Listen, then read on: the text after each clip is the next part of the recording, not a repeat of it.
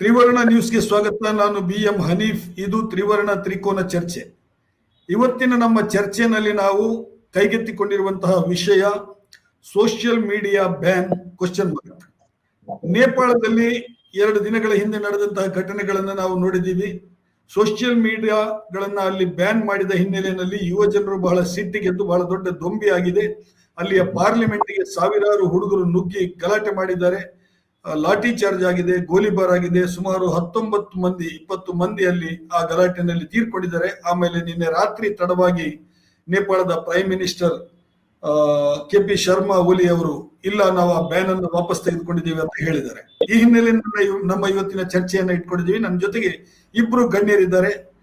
ಕೃಷ್ಣ ಪ್ರಸಾದ್ ಅವರು ಮೈಸೂರಿನಿಂದ ನಮ್ಮ ಜೊತೆಗೆ ಜಾಯ್ನ್ ಆಗಿದ್ದಾರೆ. ನಿಮ್ಗೆಲ್ಲ ಗೊತ್ತಿದೆ, ನಮ್ಮ ಚಾನೆಲ್ ನಲ್ಲಿ ಅವರು ಬಹಳಷ್ಟು ಸಲ ನಮ್ಮ ಚರ್ಚೆಗೆ ಬಂದಿದ್ದಾರೆ.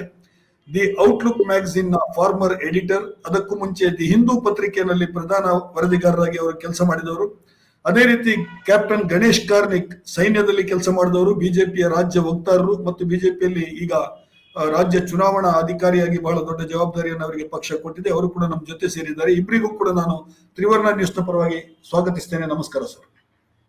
ನಮಸ್ಕಾರ. ಎಸ್ ಸರ್, ಗಣೇಶ್ ಕಾರ್ನಿಕ್ ಅವರೇ, ನಮ್ಮ ಪಕ್ಕದ ದೇಶದಲ್ಲಿ ಬಹಳಷ್ಟು ವಿದ್ಯಮಾನಗಳು ಈ ತರದ ಇತ್ತೀಚೆಗೆ ನಡೀತಾ ಇದೆ. ನಾವು ಬಾಂಗ್ಲಾದೇಶದಲ್ಲಿ ನೋಡಿದ್ವಿ, ಶ್ರೀಲಂಕಾದಲ್ಲಿ ನೋಡಿದ್ವಿ ಈ ತರದ ವಿದ್ಯಮಾನಗಳನ್ನ. ಲಕ್ಷಾಂತರ ಜನ ಸಿಟ್ಟಿಗೆದ್ದು ಸರ್ಕಾರದ ವಿರುದ್ಧ ಪಾರ್ಲಿಮೆಂಟ್ಗೆ ಮುತ್ತಿಗೆ ಹಾಕೋದು ಅಥವಾ ಪ್ರಧಾನಿಯವರ ನಿವಾಸಕ್ಕೆ ಮುತ್ತಿಗೆ ಹಾಕೋದು, ಹಿಂಸೆ ಮಾಡೋದು, ಲೂಟಿ ಮಾಡೋದು, ಆಮೇಲೆ ಸರ್ಕಾರ ಅಲ್ಲಿಂದ ಡಿಥ್ರೋನ್ ಆಗುವಂತ ವಿದ್ಯಮಾನಗಳು ಕೂಡ ನಾವು ಗಮನಿಸಿದ್ದೇವೆ. ಬಾಂಗ್ಲಾದೇಶದಲ್ಲಿ ಪ್ರಧಾನಿಯವರು ಅಲ್ಲಿಂದ ದೇಶ ಬಿಟ್ಟು ಓಡಿ ಹೋಗ್ಬೇಕಾಯ್ತು. ಶ್ರೀಲಂಕಾದಲ್ಲೂ ಕೂಡ ಅಧಿಕಾರ ಹಸ್ತಾಂತರ ಆಯಿತು, ಬದಲಾವಣೆ ಆಯಿತು. ಈಗ ನೇಪಾಳದಲ್ಲಿ ಈ ತರದ ಒಂದು ವಿದ್ಯಮಾನ ಕಾಣಿಸ್ತಾ ಇದೆ. ಮೊದಲ ಪ್ರತಿಕ್ರಿಯೆಯಾಗಿ ನೀವು ಇದಕ್ಕೆ ಏನ್ ಹೇಳಲಿಕ್ಕೆ ಬಯಸ್ತೀರಿ? ಮೊದಲನೇದಾಗಿ ಕೃಷ್ಣಮೂರ್ತಿ ಅವರಿಗೆ ಮತ್ತು ಹನೀಫ್ ಅವರಿಗೆ ನಮಸ್ಕಾರ. ಒಬ್ಬ ಭಾರತ ದೇಶದ ಮಾಜಿ ಯೋಧನಾಗಿ ತಾವು ಉಲ್ಲೇಖ ಮಾಡಿದಂತ ಘಟನೆಗಳು ಭಾರತದ ಸುತ್ತಮುತ್ತ ನಡೀತಾ ಏನಿದೆ, ಇದು ತುಂಬಾ ಆತಂಕಕಾರಿ ವಿಷಯ. ಪಕ್ಕದ ಯಾವುದೋ ಒಂದು ದೇಶದಲ್ಲಿ ಏನೋ ಆಗ್ತಾ ಇದೆ ಹೇಳುವಂತ ಹಾಗಿಲ್ಲ.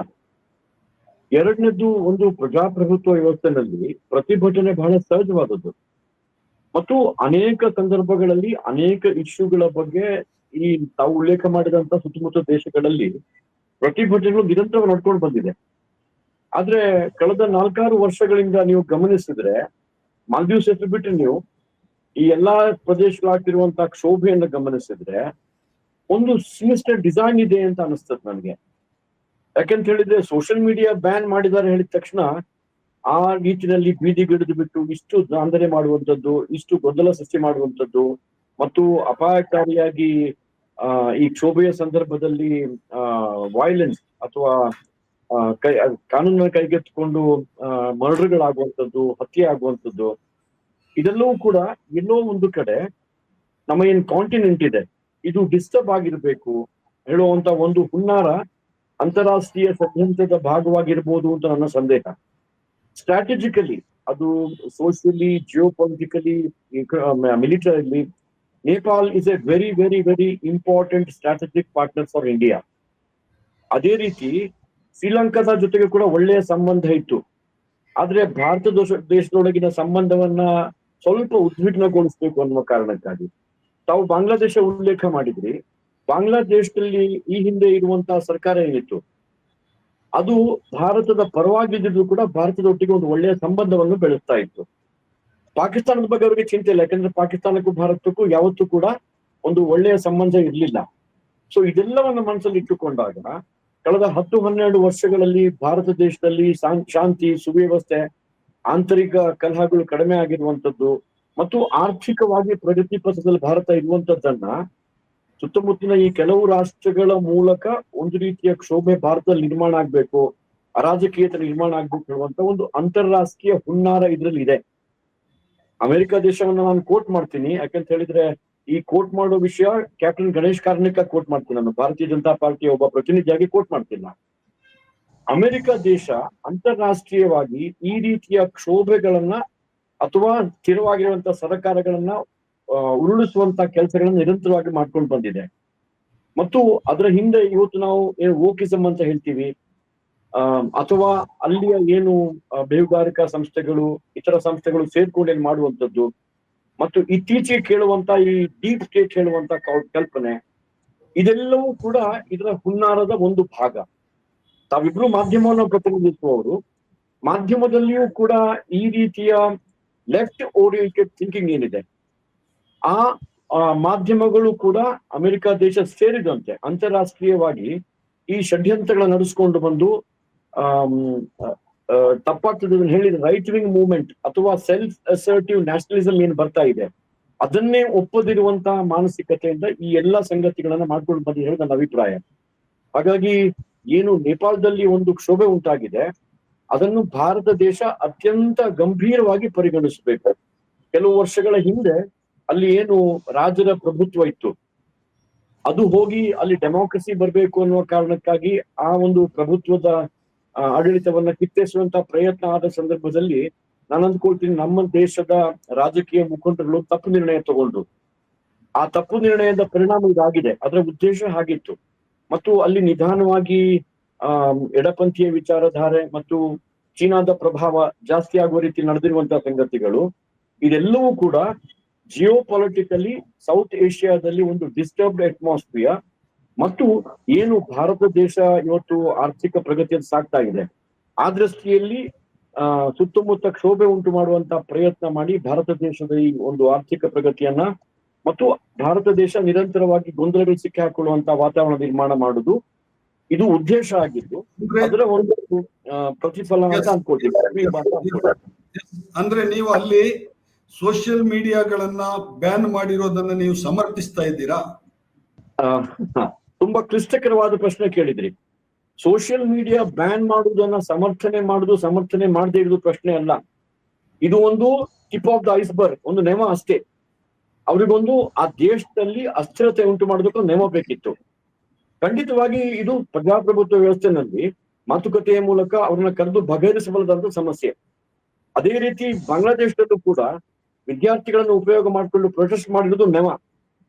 ಬಹಳ ಸುಲಭವಾಗಿ ಹನೀಫ್ ಅಂತವರು ಸೋಷಿಯಲ್ ಮೀಡಿಯಾ ಬ್ಯಾನ್ ಮಾಡಿದ್ದಕ್ಕೆ ಇದು ಗಲಾಟೆ ಆಗ್ತಿದೆ ಅಂತ ಹೇಳ್ಬಹುದು. ಆದ್ರೆ ಸೋಷಿಯಲ್ ಮೀಡಿಯಾ ಒಂದು ಟಿಪ್ ಆಫ್ ದ ಐಸ್ಬರ್ಗ್ ಅಷ್ಟೇ. ಅವ್ರಿಗೊಂದು ಕಾರಣ ಬೇಕಿತ್ತು.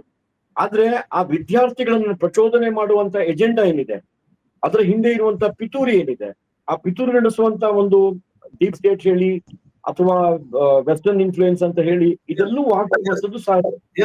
ಎಲ್ಲರೂ ಹನೀಫ್ ಈ ಚರ್ಚೆಯನ್ನ ಕೇವಲ ಸೋಷಿಯಲ್ ಮೀಡಿಯಾವನ್ನ ಬ್ಯಾನ್ ಮಾಡುವುದಕ್ಕೆ ಮಾತ್ರ ಸೀಮಿತಗೊಳಿಸಿದ್ರೆ ಅದು ದೊಡ್ಡ ಬ್ಲಂಡರ್. ಇದು ಸೋಷಿಯಲ್ ಮೀಡಿಯಾ ಆರಂಭ ಅಲ್ಲಿಂದ ಶುರು ಮಾಡಿದ್ವಿ. ಯಾಕೆಂತ ಹೇಳಿದ್ರೆ ಕೃಷ್ಣ ಪ್ರಸಾದ್ ಅವರಿಗೆ ನಾನು ಇದನ್ನ ಕೇಳಲಿಕ್ಕೆ ಬಯಸ್ತೀನಿ. ಈಗ ಗಣೇಶ್ ಕಾರ್ಣಿಕ್ ಅವರು ಹೇಳಿದ್ದು ಒಂದು ಒಂದು ಒಂದು ಒಂದು ಫೇಸೆಟ್ ಇದೆ, ಒಂದು ಆಯಾಮ ಇದೆ, ಅದನ್ನ ನಾವು ಚರ್ಚೆ ಮಾಡಬಹುದು. ಅದಕ್ಕಿಂತ ಮುಂಚೆ ನಾನು ಕೇಳಬೇಕಾಗಿರೋದು, ಬರೇ ಸೋಷಿಯಲ್ ಮೀಡಿಯಾ ಬ್ಯಾನ್ ಅಲ್ಲ ಅಂತ ಏನು ಗಣೇಶ್ ಕಾರ್ಣಿಕ್ ಅವರು ಹೇಳಿದ್ರೆ ಅದರಲ್ಲಿ ಸ್ವಲ್ಪ ಸತ್ಯ ಇದೆ ಅಂತ ನನಗೂ ಗೊತ್ತಿದೆ. ಅದರ ಹೊರತಾಗಿಯೂ ಕೂಡ ಬಹಳ ಪ್ರಬಲವಾದಂತಹ ಕಾರಣಗಳಲ್ಲಿ, ಯಾಕಂತ ಹೇಳಿದ್ರೆ ಸೋಷಿಯಲ್ ಮೀಡಿಯಾ ಬ್ಯಾನ್ ಮಾಡುವ ಪ್ರಸ್ತಾಪ ಕಳೆದ 1 ವರ್ಷದಿಂದ ನಡೆದಿದೆ. ಅಲ್ಲಿ ಆ ಪ್ರೊಸೆಸ್ ನಡೆದಿದೆ. ಉದಾಹರಣೆಗೆ ಅವರು ಈಗ ನೋಡಿ 26 ಸೋಷಿಯಲ್ ಮೀಡಿಯಾಗಳದ್ದು ಹೆಸರು ಈ ಸಲ ಬ್ಯಾನ್ ಮಾಡಿರೋ ಲಿಸ್ಟ್ ಅಲ್ಲಿ ಇತ್ತು. ಒಂದು ಫೇಸ್ಬುಕ್ ಇತ್ತು, ವಾಟ್ಸಪ್ ಇತ್ತು, ಎಕ್ಸ್, ಇನ್ಸ್ಟಾಗ್ರಾಮ್, ಯೂಟ್ಯೂಬ್ ಬಹಳ ಇಂಪಾರ್ಟೆಂಟ್ ಇತ್ತು. ಅದಕ್ಕಿಂತ ಮುಂಚೆನೆ ಟಿಕ್ ಟಾಕ್ ನವರು, ಆಮೇಲೆ ವೈಬರ್ ನವರು, ಆಮೇಲೆ ವಿ ಟಾಕ್, ನಿಂಬುಜು, ಪೊಪುಲರ್ ಇರುವಂತಹ ಮೀಡಿಯಾಗಳೆಲ್ಲ ಏನಿದೆ, ಅವರು ನೋಂದಣಿ ಮಾಡ್ಕೊಂಡ್ರಲ್ಲಿ ಸರ್ಕಾರ ಅವರಿಗೆ ನೋಂದಣಿ ಮಾಡ್ಬೇಕನ್ನುವಂತ ಕಂಡೀಷನ್ ಹಾಕಿದಾಗ ನೋಂದಣಿ ಮಾಡ್ಕೊಂಡು ಸರ್ಕಾರದ ಜೊತೆ ಒಪ್ಪಂದ ಮಾಡ್ಕೊಂಡು ಅದು ಬರ್ತಾ ಇದೆ. ಅಲ್ಲಿ ಟಿಕ್ ಟಾಕ್ ಎಲ್ಲ ಬರ್ತಾ ಇದೆ ಅಲ್ಲಿ. ಆದ್ರೆ ಅದಕ್ಕೆ ಸರ್ಕಾರ ಕೆಲವು ಕಂಡೀಷನ್ಗಳಿದೆ. ಯಾಕಂತ ಹೇಳಿದ್ರೆ ಸರ್ಕಾರ ಹೇಳಿದಂತಹ ಇಂತಹ ಒಂದು ಕಂಟೆಂಟ್ ಅನ್ನು ನೀವು ತೆಗೆದಾಕ್ಬೇಕಂದ್ರೆ ತೆಗೆದಾಕ್ಬೇಕು, ಆ ತರದ್ದು. ಸೊ ಬರೇ ಇಷ್ಟೇ ಅಲ್ಲ ಸೋಷಿಯಲ್ ಮೀಡಿಯಾ ಒಂದು ನೆಪ ಅನ್ನೋದು ನಿಜಾನಾ? ಹನೀಫ್ ಅವರೇ, ನಾನು ಬಿಜೆಪಿ ಪ್ರವಕ್ತ ಅಲ್ಲ, ಕಾಂಗ್ರೆಸ್ನ ಪ್ರವಕ್ತಾನೂ ಅಲ್ಲ, ಇನ್ಯಾವ ಪಕ್ಷದ ಪ್ರವಕ್ತಾನೂ ಅಲ್ಲ. ಇಲ್ಲಿವರೆಗೆ ಕ್ಯಾಪ್ಟನ್ ಗಣೇಶ್ ಕಾರ್ಣಿಕ್ ರವರು ಹುನ್ನಾರ ಅನ್ನೋ ಒಂದು ಪದ ಉಪಯೋಗಿಸಿದ್ದಾರೆ, ಷಡ್ಯಂತ್ರ ಅನ್ನೋ ಒಂದು ಪದ ಉಪಯೋಗಿಸಿದ್ದಾರೆ, ಡೀಪ್ ಸ್ಟೇಟ್ ಅನ್ನೋ ಒಂದು ಪದ ಉಪಯೋಗಿಸಿದ್ದಾರೆ. ಅದು ಯಾವ ಬೇಸಿಸ್ ಮೇಲೆ ಉಪಯೋಗಿಸಿದ್ದಾರೆ ಅಂತ ನನಗೆ ಗೊತ್ತಿಲ್ಲ. ಬಟ್ ನೀವು ಶ್ರೀಲಂಕಾ ಆಗ್ಲಿ, ಬಾಂಗ್ಲಾದೇಶ ಆಗ್ಲಿ, ಈಗ ನೇಪಾಲ್ ಆಗ್ಲಿ, ಅಥವಾ ಬೇರೆ ಬೇರೆ ದೇಶಗಳಲ್ಲಿ ಇದೆಲ್ಲ ಆಗಿದೆ. ಸೊ ಇದೆಲ್ಲದುವೆ ಡೀಪ್ ಸ್ಟೇಟ್ ಮಾಡಿದೆ ಅನ್ನೋದು ಇದು ಅದೊಂಥರ ಲಾಜಿಕ್ ಇದೆ. ಅದೊಂಥರ ಜನಕ್ಕೆ ಒಂದು ಲಾಜಿಕ್ ಇದೆ. ಇದು ಆ ಕಾರಣಕ್ಕೆ ಯಾರೋ ಹೊರಗಡೆಯವರು ಇದನ್ನ ದೊಡ್ಡದಾಗಿ ಮಾಡ್ತಾ ಇದ್ದಾರೆ ಅಂತ, ಅದನ್ನ ನಾನು ನಂಬೋ ಸ್ಥಿತಿಯಲ್ಲಿ ಇಲ್ಲ. ಯಾಕಂದ್ರೆ ಮೂರು ದೇಶಗಳಲ್ಲೂ ಒಂದು ಕಾಮನ್ ಫ್ಯಾಕ್ಟರ್ ಇದೆ. ಶ್ರೀಲಂಕಾ ಆಗ್ಲಿ, ಬಾಂಗ್ಲಾದೇಶ ಆಗ್ಲಿ, ನೇಪಾಳ ಆಗ್ಲಿ, ಮೂರು ಪ್ರೊಟೆಸ್ಟ್ ಅಲ್ಲೂ the primary cause was corruption of the ruling elite. Mahinda ರಾಜಪಕ್ಸವಾಗ್ಲಿ, ಶೇಖ್ ಹಸೀನಾ ಆಗ್ಲಿ, ಅಥವಾ ಇಲ್ಲ ನೇಪಾಳ ಆಗ್ಲಿ, the anger of the youth against corruption ಮೊದಲನೇದು. ಅಂದ್ರೆ 1995 ನಂತರ ಹುಟ್ಟಿರೋ ಒಂದು ಜನರೇಷನ್ ಏನಿದೆ, ಜೆನ್ ಝಿ ಅಂತ ನಾವೇನ್ ಅಂತೀವಿ, ಅವರ ಪ್ರೊಟೆಸ್ಟ್ ಇರೋದು ಕರಪ್ಷನ್ ವಿರುದ್ಧ ಒಂದು. ಎರಡನೇದು ಅವರ ಪ್ರೊಟೆಸ್ಟ್ ಇರೋದು ನೇಪಾಳಲ್ಲಿ ಈ ರೂಲಿಂಗ್ ಎಲೀಟ್ ಏನಿದೆ ನೇಪಾಳಲ್ಲಿ, ಅವರ ಮಕ್ಕಳು ಮಾತ್ರ ಮುಂದುವರಿತಾ ಇದಾರೆ ಅಂತ. ಫಾರ್ ಎಕ್ಸಾಂಪಲ್ ಭಾರತದ ಎಕ್ಸಾಂಪಲ್ ತಗೊಂಡ್ರೆ, ಯಾಕೆ ಬರೀ ಅಮಿತ್ ಶಾ ಅವ್ರ ಮಗ ಮುಂದುವರಿತಾ ಇದ್ದಾನೆ, ಯಾಕೆ ಬರೀ ಸಿದ್ದರಾಮಯ್ಯ ಅವ್ರ ಮಗ ಮುಂದುವರಿತಾ ಇದ್ದಾನೆ, ಈ ತರ ಪ್ರಶ್ನೆಗಳೇ ಅದೇ ತರ ಪ್ರಶ್ನೆ ನೇಪಾಳಲ್ಲಿ ಕಾಡ್ತಾ ಇದೆ. So I think it's a number of factors. I do not believe in an international conspiracy. I do not believe that there is some deep state involved in all this. ಈ ಡೀಪ್ ಸ್ಟೇಟ್ ಬಗ್ಗೆ ಮಾತಾಡಾಗಿದ್ರೆ, ಭಾರತದಲ್ಲಿ 2012 ನಡೆದ ದೊಡ್ಡ ರ್ಯಾಲಿಗಳು, aunty corruption ರ್ಯಾಲಿಗಳು, ಅದನ್ನ ಯಾರು ನಡೆಸಿದ್ದು? ಅದನ್ನ ನನ್ನ ಜನ ನಡೆಸಿದ್ರು ಅಥವಾ ಡೀಪ್ ಸ್ಟೇಟ್ ನಡೆಸ್ತಾವ? ಸೊ ಐ ಥಿಂಕ್ ನಾವು if we just look at ourselves and think, we are so great, ನಮ್ ದೇಶ ಆರ್ಥಿಕವಾಗಿ ಮುಂದೆ ಬರ್ತಿದೆ, ನಮ್ಮಲ್ಲಿ ಶಾಂತಿ ಇದೆ ಅಂತ ನಾವು ಆ ಭ್ರಮೆಯಲ್ಲಿ ಇದ್ರೆ ಈ ತರ ಹೇಳ್ಬೋದು. But unfortunately, the truth is that the youth in these countries are articulating an anger against the ruling elite. ಅದು ಬೇರೆ ಕಾರಣಕ್ಕೆ they are doing so. ಇಲ್ಲಿ ಮಹಿಂದ ರಾಜಪಕ್ಸ ಅವರ ಕರಪ್ಷನ್ ಡೀಲ್ಸ್ ಏನಿತ್ತು, ಅಥವಾ ಶೇಖ್ ಹಸೀನಾ ಅವ್ರದ್ದು ಎಕ್ಸ್ಟ್ರಾಡನರಿ ಪ್ರಾಕ್ಸಿಮಿಟಿ ಟು ಇಂಡಿಯಾ ಏನಿತ್ತು, ಅದ್ರ ಬಗ್ಗೆ ಕೋಪ ಏನಿತ್ತು ಬಾಂಗ್ಲಾದೇಶದಲ್ಲಿ, ಅಥವಾ ನೇಪಾಳದಲ್ಲಿ ಈಗ ನಡೀತಾ ಇದೆ. So that is the primary factor. There are different factors, but the primary factor is corruption. Secondly, ಅಲ್ಲಿ ನೆಪೋ ಬೇಬೀಸ್ ಅನ್ನೋ ಒಂದು ಪದ ಉಪಯೋಗಿಸ್ತಾ ಇದ್ದಾರೆ. ನೆಪೋ ಬೇಬೀಸ್ ಅಂದ್ರೆ ನೆಪೋಟಿಸಮ್ ಇಂದ ಮುಂದೆ ಬಂದ ಒಂದು ಜನರೇಷನ್. ಅಂದ್ರೆ ಯಾವ್ದೋ ಪೊಲಿಟಿಷಿಯನ್ ಮಗ, ಯಾವ್ದೋ ಬಿಸ್ನೆಸ್ ಮ್ಯಾನ್ ಮಗ, ಅಥವಾ ಇನ್ಯಾವನೋ ಮಾಧ್ಯಮದ ಒಂದು ಮಗಳು, ಈ ತರದವ್ರು ಮಾತ್ರ ಮುಂದುವರಿತಾ ಇದ್ದಾರೆ. ನಮ್ಮಂತವ್ರಿಗೆ ಏನ್ ಸ್ಥಿತಿ ಅನ್ನೋದು ಒಂದು ಪ್ರೊಟೆಸ್ಟ್. ಈ ಸೋಷಿಯಲ್ ಮೀಡಿಯಾದೇನಿದೆ, that is a factor, very important factor. ಅದನ್ನ ನಾವು ಅಷ್ಟು ಸುಲಭವಾಗಿ ತಳ ಹಾಕಕ್ಕಾಗಲ್ಲ. ಸೋಷಿಯಲ್ ಮೀಡಿಯಾ ಬ್ಯಾನ್ ಆಗಿರೋದು ಬ್ಯಾನ್ ಅಲ್ಲ. ಸುಪ್ರೀಂ ಕೋರ್ಟ್ ಆಫ್ ನೇಪಾಳಲ್ಲೂ ಒಂದು ಡೆಮೋಕ್ರಸಿ ಇದೆ, ನೇಪಾಳಲ್ಲೂ ಒಂದು ಸಿಸ್ಟಮ್ ಇದೆ, ನೇಪಾಳಲ್ಲೂ ಒಂದು ಗವರ್ಮೆಂಟ್ ಇದೆ. ಅಲ್ಲಿ ಸುಪ್ರೀಂ ಕೋರ್ಟ್ ನ ಆದೇಶದ ಮೇಲೆ ಪ್ರತಿ ಒಂದು ಪ್ಲಾಟ್ಫಾರ್ಮ್ ತಮ್ಮ ಪ್ಲಾಟ್ಫಾರ್ಮ್ ಅನ್ನು ರಿಜಿಸ್ಟರ್ ಮಾಡ್ಕೋಬೇಕು ಅಂತ ಒಂದು ಗವರ್ಮೆಂಟ್ ಆರ್ಡರ್ ಇತ್ತು. 7 ಬಾರಿ ಆ ಡೆಡ್ ಲೈನ್ ನ ಮುಂದುವರಿಸಿದ್ದಾರೆ. ಆಗಸ್ಟ್ 2023 ಇಲ್ಲಿಯವರೆಗೆ 7 ಸರಿ ಅವರಿಗೆ ಒಂದು ಚಾನ್ಸ್ ಕೊಟ್ಟಿದ್ದಾರೆ, ನಿಮ್ಮ ಪ್ಲಾಟ್ಫಾರ್ಮ್ ನ ರಿಜಿಸ್ಟರ್ ಮಾಡಿ ಅಂತ. 7ನೇ ಬಾರಿಯೂ ಹೋದ್ವಾರ ಅದು ಬಂದು ಈ ಪ್ಲಾಟ್ಫಾರ್ಮ್ಸ್ ರಿಜಿಸ್ಟರ್ ಮಾಡದೇ ಇರುವಾಗ ಈ ಸರ್ಕಾರವು ಈ ಪ್ಲಾಟ್ಫಾರ್ಮ್ ನ ಬ್ಯಾನ್ ಮಾಡ್ತು. ಇದೇ ಪದ್ಧತಿ ಇಂಡಿಯಾಲಿದೆ, ನಾವೇನು ಅಷ್ಟು ಕೊಚ್ಕೋಬೇಕಾಗಿಲ್ಲ. ಇದೇ ಪದ್ಧತಿ ಇಂಡಿಯಾಲೂ ಇದೆ. ಇದೇ ಕಾರಣಕ್ಕೆ ಬೇಕಾದಷ್ಟು IT ರೂಲ್ಸ್ ನ ಅಮೆಂಡ್ ಮಾಡಿದ್ದಾರೆ, ಬೇಕಾದಷ್ಟು IT ಆಕ್ಟ್ ಅಲ್ಲಿ ಚೇಂಜ್ ಮಾಡಿದ್ದಾರೆ, ಬೇಕಾದಷ್ಟು ಡೇಟಾ ಪ್ರೊಟೆಕ್ಷನ್ ರೂಲ್ಸ್ ತಂದಿದ್ದಾರೆ. ಸೊ ಇಲ್ಲವೇ ನಮ್ಮ ಪ್ಲಾಟ್ಫಾರ್ಮ್ಗಳು ಇದನ್ನ ರಿಜಿಸ್ಟರ್ ಮಾಡ್ಕೋಬೇಕು. And they should have a grievance officer ಅಂತ ಇರಬೇಕು. So social media is a very important factor. And ನಾವು ಯಾತಕ್ಕೆ ಇಷ್ಟು ನಮ್ಮ ಬಗ್ಗೆ ಕೊಚ್ಕೋಬಾರ್ದು ಅಂದ್ರೆ, because this is also something we have done. ನೇಪಾಳಲ್ಲಿ ಕ್ಯಾಪ್ಟನ್ ಗಣೇಶ್ ಕಾರ್ಣಿಕ್ ಅವರ ಮಾತು ಕೇಳಿದ್ರೆ ಅದೇನನ್ಸುತ್ತೆ ಅಂದ್ರೆ, ಈ ಪಾಪ ಹುಡುಗರು ಹೋದವ್ರೆ ದೇವರ್ the cos of this deaths ಅಂತ. 20 ಜನ ಸತ್ತಿದ್ದಾರೆ ಇಲ್ಲಿವರೆಗೆ, 20 ಜನ ಹುಡುಗರು ಸತ್ತಿದ್ದಾರೆ. ಅಲ್ಲಿ ನೀವು ನೇಪಾಳಿನ ಧ್ವನಿಗಳನ್ನ ಕೇಳಿದ್ರೆ, ಈ ಪ್ರೊಸೆಷನ್ ಏನಿತ್ತು, ನಿನ್ನೆ ಪ್ರೊಟೆಸ್ಟ್ ಏನಿತ್ತು, ಮಾರ್ಚ್ ಏನಿತ್ತು ಪಾರ್ಲಿಮೆಂಟ್ ಕಡೆಗೆ, ಅದು ಬಹುಶಃ ಶಾಂತಿಯುತವಾಗಿತ್ತು. ಕೊನೆಯ ಗಳಿಗೆಯಲ್ಲಿ ಯಾರೋ ಬಂದು ಈ ಗಲಭೆ ಶುರು ಮಾಡಿರೋದು. So therefore to blame the youth of Nepal R the youth of Bangladesh R the youth of Sri Lanka is a mistake. I want to add one point. ಹೌದು, ನೀವು ಹೇಳಿದ್ದು ನಿಜ. ಅದು ಒಂದು ನೀವು ಹೇಳಿರೋದು ಏನಂತ ಹೇಳಿದ್ರೆ, ಕರಪ್ಷನ್ಗೆ ಸಂಬಂಧಿಸಿದ್ದು ನಮ್ಮ ಇವರು ಶೇರ್ ಬಹದ್ದೂರ್ ದೂಬಾ ಅವ್ರದ್ದು ಏರ್ಕ್ರಾಫ್ಟ್ ಖರೀದಿನಲ್ಲಿ ಕರಪ್ಷನ್ ಆಗಿತ್ತು ಅನ್ನುವಂತ ಎಲಿಗೇಷನ್ ಇತ್ತು ಅವ್ರ ಮೇಲೆ.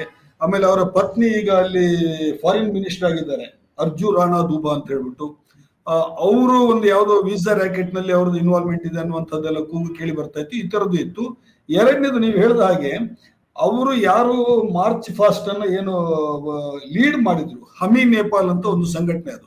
ಆ ಹಮಿ ನೇಪಾಲ್ ಸಂಘಟನೆಯವರು ಆರಂಭದಲ್ಲೇ ಒಂದು ಸೂಚನೆಯನ್ನ ಎಲ್ಲ ರಾಜಕೀಯ ಪಕ್ಷಗಳಿಗೆ ಕೊಟ್ಟಿದ್ರು, ದಯವಿಟ್ಟು ನಿಮ್ಮ ಯೂತ್ ವಿಂಗ್ ನವರನ್ನ ಈ ಪ್ರೊಸೆಷನ್ಗೆ ಕಳಿಸ್ಬೇಡಿ, ಈ ಪ್ರೊಟೆಸ್ಟಿಗೆ ಕಳಿಸ್ಬೇಡಿ ಅಂತ ಹೇಳ್ಬಿಟ್ಟು. ನಾವು ಯಾಕಂದ್ರೆ ಅಪೊಲಿಟಿಕಲ್ ಆಗಿ ನಾವು ಇದನ್ನ ಲೀಡ್ ಮಾಡಬೇಕು ಅಂತ ಹೇಳಿದೀವಿ. ನಾವು ನಮ್ಮ ಉದ್ದೇಶ ಇಷ್ಟೇ ಅನ್ನೋದನ್ನ ಅವರು ಕ್ಲಿಯರ್ ಮಾಡಿದ್ರೆ ಅದನ್ನ. Yes, continue Krishnappa sir. And ಕೊನೆಯದಾಗಿ ಆ ಮಾರ್ಚ್ ಮುಗಿಯುವಾಗ ಎಲ್ಲರಿಗೂ ಸೋಷಿಯಲ್ ಮೀಡಿಯಲ್ಲಿ ಅವರಿಗೆ ಮೆಸೇಜ್ ಬರುತ್ತೆ, ಈ ನಮ್ಮ ಆಬ್ಜೆಕ್ಟಿವ್ ಏನಿತ್ತು ಈ ಮಾರ್ಚ್ ನಡೆಸೋದ್ರಿಂದ ಅದು ಫುಲ್ಫಿಲ್ ಆಗಿದೆ, ಎಲ್ಲರೂ ಮನೆಗೆ ಹೋಗಿ ಅಂತ. But at that point yaro bandu they start doing this. So I am not in a position to say Captain Ganesh Karnik ಅವರು ಹೇಳಿದಾಗೆ wokeism ಇದೆ ಅಥವಾ youngsters are responsible for this anta. I am not in a position to say that, because there is a subterranean anger in all these countries including India. ಅಲ್ಲಿ ನಮ್ಗೆ ಅಷ್ಟು ಕಾಣ್ತಾ ಇಲ್ಲ, ನಾನಾ ಕಾರಣಗಳಿಗೆ ಕಾಣ್ತಾ ಇಲ್ಲ. ಬಟ್ ನಾವೇನ್ ಮರಿಬಾರ್ದು ಅಂದ್ರೆ India is the number 1 country in the world in terms of internet shutdowns. Number 1 country, especially in the last 5 years. Number 1 country.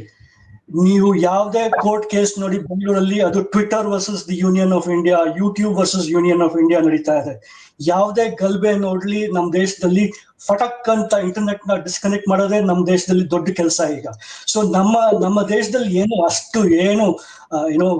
ಹಾಲು ಹನಿ ಓಡ್ತಾ ಇಲ್ಲ, ರೋಡಲ್ಲಿ ಓಡ್ತಾ ಇಲ್ಲ. So we also have A number of issues, but we are dealing with these platforms in a different way. And ಬೇರೆ ಕಾರಣಕ್ಕೆ we are a bigger country, so we are able to dictate terms to these platforms. ನೇಪಾಳಲ್ಲಿ ಯಾವ ಪ್ಲಾಟ್ಫಾರ್ಮ್ಗಳು ನಾವು register ಮಾಡ್ಕೊಳ್ಳಲ್ಲ ಅಂತ ಹೇಳಿವೆ, ಅದೇ ಪ್ಲಾಟ್ಫಾರ್ಮ್ಗಳು India register ಮಾಡ್ಕೊಂಡಿವೆ. ಯಾಕೆ? So I think there are a lot of other issues here. So ನಮ್ಮ ದೇಶದಲ್ಲಿ shutting down the internet, blocking URL, YouTube takedown, suspending channels, it's become so much a norm in this country. That is the reason that you're not seeing this protest. But now one point ಹೇಳೋದೇನಪ್ಪ ಅಂದ್ರೆ, we should not rush. ನಾವು ಸುಮ್ಮನೆ ಸುಲಭವಾಗಿ ಒಂದು international ಹುನ್ನಾರ ಇದೆ, ಷಡ್ಯಂತ್ರ ಇದೆ ಅಂತ ಹೇಳೋದಕ್ಕೆ ಸ್ವಾತಂತ್ರ್ಯ ಇದೆ. But I think we should think A bit, because ನಮ್ಮ ದೇಶದಲ್ಲಿ ಈ ತರ ಪ್ರೊಟೆಸ್ಟ್ ನಡೆದಿವೆ. 2017 ಆಗಲಿ 1975 ಆಗಲಿ, protests have taken place on their own organically. You don't need an international conspiracy all the time. Yes, 1 minute. ಇದು ಕೂಡ ಪಾಯಿಂಟ್ ಆಫ್ ಆರ್ಗ್ಯುಮೆಂಟ್ ಇದೆ ಇಲ್ಲಿ. ನಾನು ಅದಕ್ಕೆ ಸಂಬಂಧಿಸಿ ಕೂಡ ನಾನು ಕೆಲವು ಭಿನ್ನಮತಗಳನ್ನು ವ್ಯಕ್ತಪಡಿಸಲಿಕ್ಕಿದೆ. ಅದಕ್ಕಿಂತ ಮುಂಚೆ ಗಣೇಶ್ ಕಾರ್ನಿಕ್ ಅವರಿಗೆ ಸೋಷಿಯಲ್ ಮೀಡಿಯಾಗಳು ಎಷ್ಟು ಪವರ್ಫುಲ್ ಅಂತ ಹೇಳಿದ್ರೆ, ನಾವು ನರೇಂದ್ರ ಮೋದಿ ಅವರ ನೇತೃತ್ವದ ಸರ್ಕಾರ ಬರುವಾಗ ನಾವು ಗಮನಿಸಿದ್ವಿ ಅದನ್ನ. 2014 ಹೊತ್ತಿಗೆ ನಾವು ಗಮನಿಸಿದ್ವಿ. ಆಮೇಲೆ 2ನೇ ಇಲೆಕ್ಷನ್ ಅಲ್ಲಿ ಕೂಡ ಗಮನಿಸಿದ್ವಿ ನಾವು. ಸೋಷಿಯಲ್ ಮೀಡಿಯಾ ಬಹಳ ದೊಡ್ಡದಾದಂತಹ ರೋಲ್ ಅನ್ನ ಬಿಜೆಪಿ ನೇತೃತ್ವದ ಸರ್ಕಾರ ಈ ದೇಶದಲ್ಲಿ ಬರೋದಕ್ಕೆ ವಹಿಸಿತ್ತು. ಇದರಲ್ಲಿ ಏನು ತಪ್ಪು ಸರಿ ಅಂತ ಹೇಳಿ ಹೇಳ್ತಾ ಇಲ್ಲ ನಾನು, ಬಟ್ ಅದು ಫ್ಯಾಕ್ಟ್ ನಾವು ಗಮನಿಸಿರುವಂತದ್ದು ಪತ್ರಕರ್ತರು ನಾವು.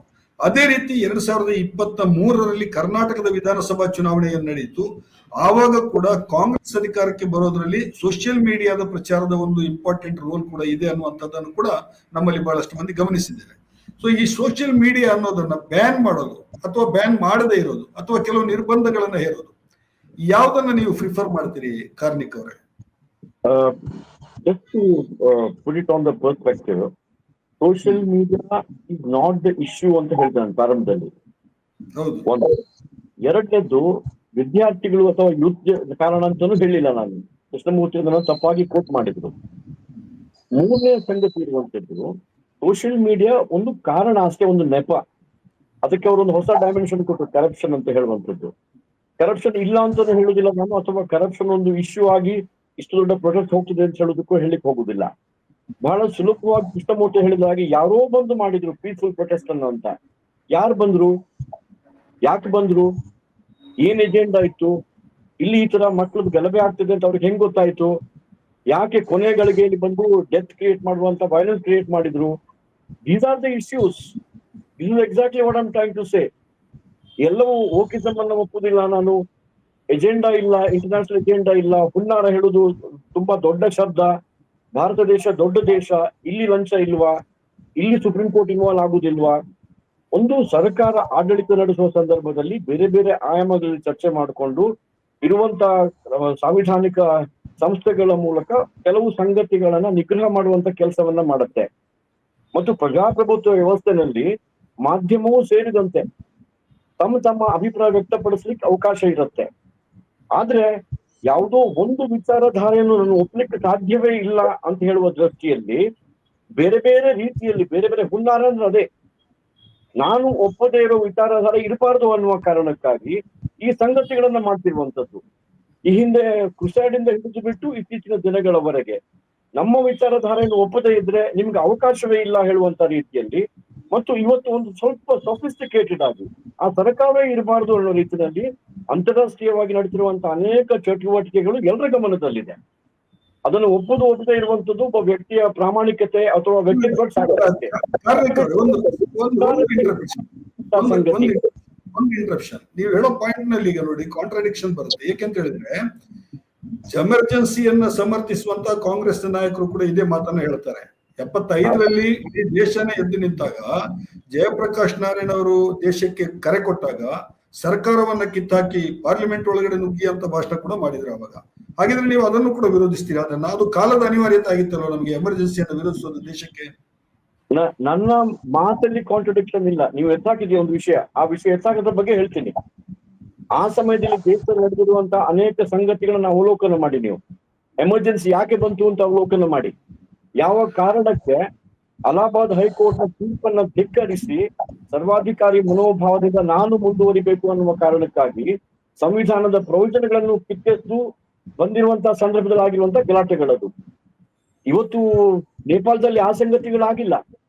ನೇಪಾಳದಲ್ಲಿ younger generation social media ban ಮಾಡಿದ್ದಕ್ಕೆ ಡಿಸ್ಟರ್ಬ್ ಆದ್ರು ಅನ್ನುವ ಕಾರಣಕ್ಕಾಗಿ.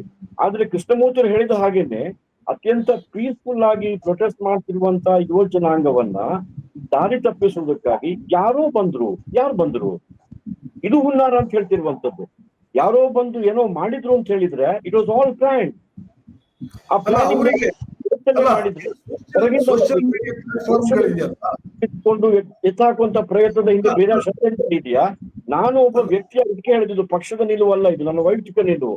ನಾನು ವ್ಯಕ್ತಿಯಾಗಿ ನಂಗೆ ಅನ್ನಿಸ್ತಾ ಉಂಟು, ಬಾಂಗ್ಲಾದೇಶದಲ್ಲಿ ಆಡಿದ ಚಟುವಟಿಕೆ, ಕೆಲವು ದಿನಗಳ ಹಿಂದೆ ಬೇರೆ ಬೇರೆ ಭಾಗಗಳಲ್ಲಿ ಆಗಿರುವಂತಹ ಸಂಗತಿ, ಅಥವಾ ಭಾರತ ದೇಶದ ಒಳಗೆ ನಡೆದಿರುವಂತಹ ಅನೇಕ ಸಂಗತಿಗಳ ಹಿಂದೆ ಒಂದು ಷಡ್ಯಂತ್ರ ಇದೆ, ಒಂದು ಮಾನಸಿಕತೆ ಇದೆ. ಅದು ಖಂಡಿತವಾಗಿ ನಾವು ಅದನ್ನ ಒಪ್ಪಿಕೊಳ್ಳಬೇಕಾದ ಸಂಗತಿ. ಬಹಳ ಶಾಂತಯುತವಾಗಿ ಪ್ರಜಾಪ್ರಭುತ್ವ ವ್ಯವಸ್ಥೆಯಲ್ಲಿ ನಮ್ಮ ಹೇಳ್ತೇನೆ ಕೇಳಿ, ನಮ್ಮ ದೇಶದ ಒಳಗೆ ರೈತರ ಚಟುವಟಿಕೆ ನಡೀತು. ಈಗ ನಮ್ಮ ಹತ್ರ ಮಾಹಿತಿಗಳಿಲ್ವ ಎಲ್ಲಿಂದ ಹಣ ಫಂಡಿಂಗ್ ಬಂದಿದೆ ಅಂತ ಹೇಳ್ಬೇಕಾದಲ್ಲ. ಯಾಕೆ ಬಂತು ಹೊರಗಡೆಯಿಂದ ಫಂಡಿಂಗ್? ಯಾಕೆ ಕೆನಡಾದಿಂದ ಇನ್ವಾಲ್ವ್ ಆದ್ರು? ಯಾಕೆ ಖಲಿಸ್ತಾನ್ ಮೂವ್ಮೆಂಟ್ ಅವರು ಇನ್ವಾಲ್ವ್ ಆದ್ರು? ರೈತರಿಗೆ ಆ 3 ಕಾನೂನುಗಳು ಕೇವಲ 2-3 ರಾಜ್ಯಕ್ಕೆ ಸಂಬಂಧಪಟ್ಟ ಗಲಾಟೆ ಆಯ್ತು, ಇಡೀ ದೇಶದಲ್ಲಿ ಎಲ್ಲೂ ಆಗ್ಲಿಲ್ಲ. ಆದ್ರೆ ಹೇಗೆ ನಡೀತು ರೈತರ ಚಳವಳಿ? ಯಾಕೆ ನಡೀತು? ಯಾವ ಕಾಂಗ್ರೆಸ್ ಸರ್ಕಾರ ಅದನ್ನ ಇಂಪ್ಲಿಮೆಂಟ್ ಮಾಡಿದೆ ತನ್ನ ರಾಜ್ಯದಲ್ಲಿ, ಆ ಕಾಂಗ್ರೆಸ್ ಅದನ್ನ ವಿರೋಧ ಮಾಡ್ತು. ಸೊ ಯಾವುದೇ ಹುನ್ನಾರ ಇಲ್ಲ, ಅತ್ಯಂತ ಶಾಂತಿಯುತವಾಗಿ ಇದು ಪ್ರಜಾಪ್ರಭುತ್ವ ಆಗ್ತಾ ಹೇಳುವಂಥದ್ದು ಒಪ್ಪುವುದಿಲ್ಲ ನಾವು, ಇದೆ ಖಂಡಿತವಾಗಿ. ಮತ್ತು ಇದು ಇರಬೇಕು ಅನ್ನುವ ಕಾರಣಕ್ಕಾಗಿ ಅನೇಕ ಸಂಘಟನೆಗಳು, ಅನೇಕ ವಿಚಾರಧಾರೆಗಳು ಮತ್ತು ಅನೇಕ ದೇಶಗಳು ಇದರಲ್ಲಿ ಇನ್ವಾಲ್ವ್ ಆಗಿದ್ದಾವೆ. ಇತ್ತೀಚೆಗೆ ಕೆನಡಾ ಮತ್ತು ಭಾರತದ ಸಂಬಂಧ ಹಾಳುವಾಗುವುದರ ಹಿಂದೆ ಏನ್ ನಡೀತು? ಅಮೆರಿಕಕ್ಕೂ ಭಾರತಕ್ಕೂ ಒಬ್ಬ ವ್ಯಕ್ತಿಯ ಕುರಿತಾಗಿ ಏನ್ ನಡೀತು? ಅವ್ರು ಯಾಕೆ ಅದನ್ನ ಸಪೋರ್ಟ್ ಮಾಡ್ತಾರೆ? ಇದು ಇಷ್ಟು ತುಂಬಾ ಸರಳವಾಗಿ ಕಾರ್ಪೆಟ್ನ ಕೆಳಗೆ ಹಾಕಿ ನೋಡುವಂತ ವಿಷಯವಲ್ಲ. ಎಲ್ಲೋ ಒಂದು ಕಡೆ ಈ ವಿಚಾರಧಾರೆಯನ್ನ ಇಲ್ಲಿ ಸಮರ್ಥಿಸುವವರ ಮನಸ್ಸಿನಲ್ಲಿಯೂ ಕೂಡ ಬಹುಶಃ ಇದರ ಬಗ್ಗೆ ಸಹಮತ ಇದೆ ಅಂತ ಅನಿಸ್ತದೆ. ಅಲ್ಲ, ನಾನು ನಿಮ್ಗೆ ಇನ್ನೊಂದು ಪ್ರಶ್ನೆ ಕೇಳಿಕ್ ಬಯಸ್ತೀನಿ ಕಾರ್ಮಿಕ್ ಅವರೇ. ಈಗ ಅಲ್ಲಿ ಸರ್ಕಾರ ಏನ್ ಹೇಳಿದೆ ಅಂತ ಹೇಳಿದ್ರೆ, ಸೋಷಿಯಲ್ ಮೀಡಿಯಾಗಳಿಗೆ ಏನು 26 ಸೋಷಿಯಲ್ ಮೀಡಿಯಾಗಳನ್ನ ಬ್ಯಾನ್ ಮಾಡಿದೆ, ಅವರಿಗೆ ನೀವು ರಿಜಿಸ್ಟ್ರೇಷನ್ ಮಾಡಿ ಅಂತ. ಇವ್ರು ಯಾಕೆ ರಿಜಿಸ್ಟ್ರೇಷನ್ ಮಾಡ್ಲಿಕ್ಕೆ ಕೇಳ್ತಾ ಇಲ್ಲ? ಅದು ನೀವು ಅವ್ರನ್ನ ಕೇಳ್ಬೇಕು, ನನ್ನನ್ನು ಕೇಳಿದ್ರೆ ಆಗುದಿಲ್ಲ. ಅವ್ರ ಏನೋ ಷಡ್ಯಂತ್ರ ಇದೆ ಅವರದ್ದು. ನಮ್ಮ ದೇಶದೊಳಗೆ ಹೊರ ದೇಶದ ಒಂದು ಸೋಷಿಯಲ್ ಮೀಡಿಯಾ ರಿಜಿಸ್ಟ್ರೇಷನ್ ಆಗ್ಬೇಕು ಅಂತ ಇದ್ರೆ, ನಮ್ಮ ದೇಶದ ವ್ಯವಸ್ಥೆ ಒಳಗಿರುವಂತಹ ಸೋಷಿಯಲ್ ರಿಜಿಸ್ಟ್ರೇಷನ್ ಆಗ್ಬೇಕು ಅಂತ ಇದ್ರೆ, ಅದು ಆ ದೇಶದ ಕಾನೂನು ಒಪ್ಕೊಳ್ಬೇಕು. ಆ ಕಾನೂನು ಒಪ್ಪುದಿಲ್ಲ ಅಂತ ಹೇಳಿದ್ರೆ ಸಹಜವಾಗಿ ಅವರ ಮನಸ್ಸಲ್ಲಿ ಭೇದವನೇ ಇದೆ. ದೇಶದೊಳಗೆ ಇರ್ತೀನಿ, ಇಲ್ಲಿದ್ ಅನ್ನ ಬೇಕು, ಇಲ್ಲಿದ್ ಗಾಳಿ ಬೇಕು, ಇಲ್ಲಿದ್ ನೀರ್ ಬೇಕು, ಅದು ಇಲ್ಲಿದ್ ಕಾನೂನು ಬೇಡ ಅಂತಂದ್ರೆ ನಾವು ಒಪ್ಪಿಕೊಂಡಿರುವಂತ ವ್ಯವಸ್ಥೆ, ಒಂದು ಸರ್ಕಾರ ಹೇಳುವಂತದ್ದು ಮೆಜಾರಿಟೇರಿಯನ್ ಅಂತ ಒಪ್ಪಿಕೊಂಡಿರುವಂತ ಕೆಲವು ವ್ಯಕ್ತಿಗಳು ಇದ್ದಾರೆ. ಮೆಜಾರಿಟಿ ಒಪ್ಪಿಕೊಂಡಿರುವಂತ ಒಂದು ವ್ಯವಸ್ಥೆ ಅದು. ಆ ವ್ಯವಸ್ಥೆ ಒಂದು ಕಾನೂನನ್ನು ಮಾಡುತ್ತೆ. ಆ ಕಾನೂನು ನಿಮ್ಗೆ Yes. ಒಪ್ಪಿಗೆ ಇಲ್ಲ ಅಂತಂದ್ರೆ, ನೀವು ಹೇಳಿದಂತ ಕೆಲವರು ಅದನ್ನ ಒಪ್ಪುದಿಲ್ಲ ಅಂತಂದ್ರೆ, they can go to the supreme court. Krishnamurthy ಅವರು ಹೇಳಿದ ದೇಶದಲ್ಲಿ ಸುಪ್ರೀಂ ಕೋರ್ಟ್ ಇದೆ ಅಂತ, ಅಲ್ಲಿ ಹೋಗಿ ಕ್ಲಾರಿಟಿ ತಗೊಳ್ಳಿ. ಅದನ್ನು Yes, ಬಿಟ್ಟು yes, yes, ಕಾನೂನು ಕೈಗೊಳ್ತೇವೆ ಅಂತ yes. I wanted to drag this discussion to ಒಂದು ಸೈಡ್ ಇದಕ್ಕಿದೆ, ಒಂದು ಅವೆನ್ಯೂ ಇದೆ. ಏನು ಅಂತ ಹೇಳಿದ್ರೆ, ಈ question of freedom of expression is coming. ಈ ಫ್ರೀಡಮ್ ಆಫ್ ಎಕ್ಸ್ಪ್ರೆಷನ್ ನಮ್ಗೆ ಎಲ್ರಿಗೂ ಗೊತ್ತಿರೋ ಹಾಗೆ ಯಾವ ಫ್ರೀಡಮ್ ಕೂಡ ಅಬ್ಸಲ್ಯೂಟ್ ಅಲ್ಲ, ಇಟ್ಸ್ ಆಲ್ ರೆಸ್ಟ್ರಿಕ್ಟೆಡ್. ಯಾಕಂತ ಹೇಳಿದ್ರೆ ಆಯಾ ಸರ್ಕಾರಗಳು ಏನ್ ಹೇಳ್ತೇವೆ ಅದನ್ನ ಕೇಳಬೇಕಾಗುತ್ತೆ. ಇಲ್ಲಿ ಇದನ್ನ ಹೇಗೆ ನೀವು ಅನಲೈಸ್ ಮಾಡ್ತೀರಿ? ಇಂಡಿಯಾದಲ್ಲಿರುವಂತಹ ಸೋಷಿಯಲ್ ಮೀಡಿಯಾಗಳು ಅಥವಾ ಈಗ ನೇಪಾಳದ್ದೇ ಘಟನೆಯನ್ನ ಹಿನ್ನೆಲೆಯಲ್ಲಿ ನೋಡೋದಾದ್ರೆ ನೀವು ಯಾವ ತರ ಅದನ್ನು ಆಸ್ ಎ ಜರ್ನಲಿಸ್ಟ್ ನೀವು ಯಾವ ತರ ಅದನ್ನ ಇಂಟರ್ಪ್ರಿಟ್ ಮಾಡ್ತೀರಿ? ಫ್ರೀಡಮ್, ಸ್ವಾತಂತ್ರ್ಯ ಅಂದ್ರೆ ಸ್ವಚ್ಛಂದತೆ ಅಲ್ಲ. ಒಂದು ಚೌಕಟ್ಟಿನ ಒಳಗೆ ನನ್ನ ಮೂಗಿನ ತುದಿಯಲ್ಲಿ ನನ್ನ ಸ್ವಾತಂತ್ರ್ಯ ಕೊನೆಗೊಳ್ಳುತ್ತೆ, ಅಲ್ಲಿಂದ ಇನ್ನೊಬ್ಬರು ಸ್ವಾತಂತ್ರ್ಯ ಪ್ರಾರಂಭ ಆಗುತ್ತೆ. ಈ ಎಚ್ಚರಿಕೆ ನಮ್ಮಲ್ಲಿ ಇರಬೇಕು. ನನಗೆ ಸಂವಿಧಾನ ಕೊಟ್ಟಿದೆ ಅನ್ನುವ ಕಾರಣಕ್ಕಾಗಿ ನಾನು ಪೆನ್ ತಗೊಂಡು ಏನ್ ಬೇಕಾದ್ರೆ ಬರೀತೀನಿ, ನಾನು ಬಾಯಿಗೆ ಬಂದಾಗ ಮಾತಾಡ್ತೀನಿ ಅಂತ ಹೇಳಿದ್ರೆ ಅದಕ್ಕೊಂದು ಚೌಕಟ್ಟು, ಒಂದು ಸೀಮಿತತೆ ಇದ್ದೇ ಇರುತ್ತೆ. ನನ್ನ ಸಿಂಪಲ್ ಪ್ರಶ್ನೆ ಇರುವಂತದ್ದು, ಯಾವ ಸಾಮಾಜಿಕ ಜಾಲತಾಣಗಳು ಇವತ್ತು ರಿಜಿಸ್ಟ್ರೇಷನ್ ಮಾಡ್ಲಿಕ್ಕೆ ನೇಪಾಳದಲ್ಲಿ ಒಪ್ಪಿಲ್ಲ, ಅವ್ರಿಗೆ ಅಲ್ಲಿ ಒಂದು ನ್ಯಾಯಾಂಗ ವ್ಯವಸ್ಥೆ ಇದೆ, ಅಲ್ಲಿ ಹೋಗಿ ಬಿಟ್ಟಿದ್ದು ಸರಿ ಇಲ್ಲ, ಆ ನೇಪಾಳ ದೇಶದ ಸಂವಿಧಾನದ ಪ್ರಕಾರ ಇದು ಸರಿ ಇಲ್ಲ ಅಂತೇಳಿ ಅವ್ರು ಯಾಕೆ ಅದನ್ನು ಪ್ರಶ್ನೆ ಮಾಡಬಾರ್ದು? ಶಾಂತಿಯುತವಾಗಿ ಪ್ರತಿಭಟನೆ ಮಾಡೋದ್ರ ಬಗ್ಗೆ ನಮ್ಗೆ ಆತಂಕನೇ ಇಲ್ಲ. ಆದ್ರೆ ಯಾವಾಗ ಶಾಂತಿ ಭಂಗ ಆಗತ್ತೆ ಮತ್ತು ಗೊತ್ತಿಲ್ಲದ ಒಂದು ಶಾಂತಿ ಭಂಗ ಮಾಡ್ಲಿಕ್ಕೆ ಪ್ರಯತ್ನ ಮಾಡ್ತಾರೆ ಅಂತ ಹೇಳಿದ್ರೆ ಅದರ ಹಿಂದೆ ಷಡ್ಯಂತ್ರ ಇದೆ. ಯುವ ಜನತೆಯವರು ಕರಪ್ಷನ್ ಬಗ್ಗೆ, ಸಾಮಾಜಿಕ ಜಾಲತಾಣ ಬ್ಯಾನ್ ಮಾಡೋದ್ರ ಬಗ್ಗೆ ಶಾಂತಿಯುತವಾಗಿ ಪ್ರತಿಭಟನೆ ಮಾಡ್ತಾ ಇದ್ದಾರೆ ಅಂತ ಹೇಳಿದ್ರೆ, ಅಲ್ಲಿಯ ಆಡಳಿತವು ಕೂಡ ಅದನ್ನ ಬ್ಯಾನ್ ಮಾಡಿರ್ಲಿಲ್ಲ, ಅವಕಾಶ ಕೊಟ್ಟಿದ್ದಾರೆ. ನನ್ನ ಪ್ರಶ್ನೆ ಇರುವಂತದ್ದು, ಶಾಂತಿಯುತವಾಗಿ ದೇಶದ ಯುವ ಜನತೆ ಕರಪ್ಷನ್ ಮತ್ತು ಸೋಷಿಯಲ್ ಮೀಡಿಯಾ ಬ್ಯಾನ್ ನ ಕುರಿತಾಗಿ ಪ್ರತಿಭಟನೆ ಮಾಡಿದ ಕೊನೆಯ ಹಂತದಲ್ಲಿ ಯಾರು ಬಂದು ಶಾಂತಿ ಗಳಿಸಿದ್ರು? ಪ್ರಶ್ನೆಗೆ ಬರ್ತೀನಿ ಕೆಪಿ. ನನ್ನ ಪ್ರಶ್ನೆ ಇದು, what is the thin line ಇದೆಯಲ್ಲ, ಅದು in between this freedom of expression and the control of the government, ಅದನ್ನ ಹೆಂಗೆ ಅನಲೈಸ್ ಮಾಡಬಹುದು ನಾವು? ಅಲ್ಲ, ಯಾವ ಥಿನ್ ಲೈನ್ ಇಲ್ಲ. ಇದು ನಮ್ಮ ಕಾನ್ಸ್ಟಿಟ್ಯೂಯೆಂಟ್ ಅಸೆಂಬ್ಲಿಲಿ ಬಹಳ ದೊಡ್ಡದಾಗಿ ಡಿಬೇಟ್ ಮಾಡಿ ಕಾನ್ಸ್ಟಿಟ್ಯೂಷನ್ ಇಂಪ್ಲಿಮೆಂಟ್ ಮಾಡಿದಾಗ ಆರ್ಟಿಕಲ್ 19(1)A ಅಂತ ನಾವೇನು ಹೇಳ್ತೀವಿ, ಅದರಲ್ಲಿ freedom comes with reasonable restrictions. ಇದು ಯಾರು ಯಾವ ಪಕ್ಷನೂ ನಮಗೆ ಕೊಡಬೇಕಾಗಿಲ್ಲ. Reasonable restrictions are in built in the constitution of India, a proud document of the constituent assembly. So there is no dispute about that. Simple point, ಇಲ್ಲಿ ನಾವು ಏನ್ debate ಮಾಡ್ತಾ ಇದೀವಿ ಅಂತ ನನಗೆ ಈಗ ಮರ್ತೋಗ್ತಾ ಇದೆ, ಯಾಕೆಂದ್ರೆ ನಾವು ಏನೇನೋ ಡಿಬೇಟ್ ಮಾಡ್ತಾ ಇದೀವಿ. But the simple point is this: 2009 Iran ನಲ್ಲಿ there was a protest, where is my vote ಅಂತ. It was led on social media. 2010 ಟ್ಯುನೀಸಿಯಾಲಿ there was so called jasmine revolution ಅಂತ, again led on social media. 2011 Egypt ನಲ್ಲಿ Arab spring ಅಂತ ಏನ್ ಶುರು ಆಯ್ತು, it began on social media and led to the resignation of Hosni Mubarak. 2013 ಈಗ ನಾವು ಯಾವ ಜೆಲೆನ್ಸ್ಕಿನ ಬಹಳ ಹೊಗಳ್ತಿರ್ತೀವಿ, ಈ ಜೆಲೆನ್ಸ್ಕಿ ಪವರ್ ಬಂದಿದ್ದೆ 2013 ಯುಕ್ರೇನ್ ನಲ್ಲಿ ನಡೆದ ಒಂದು revolution again on social media. So these revolutions have taken place in many parts of the world. ಬರೀ ಶ್ರೀಲಂಕಾ, ನೇಪಾಳ್, ಬಾಂಗ್ಲಾದೇಶ್ ಅಲ್ಲ, ಅಥವಾ ಬೇರೆ ಬೇರೆ ದೇಶಗಳಲ್ಲಿ ನಡೆದಿದೆ. So I think we should be a little more catholic. ಅಂದ್ರೆ we need to have a larger outlook about this, about the role social media is playing. ಸಾಮಾಜಿಕ ಜಾಲತಾಣ ಏನಿದೆ, it's a double edge sword. ಅದು ಉಪಯೋಗನೂ ಆಗತ್ತೆ, ದುರುಪಯೋಗನೂ ಆಗತ್ತೆ. ಅದು ಒಳ್ಳೆಯವ್ರ ಕೈಯಲ್ಲಿ ಒಳ್ಳೆ ಅಸ್ತ್ರ, ಕೆಟ್ಟವ್ರ ಕೈಯಲ್ಲಿ ಇನ್ನೊಂದ್ ತರದ ಅಸ್ತ್ರ.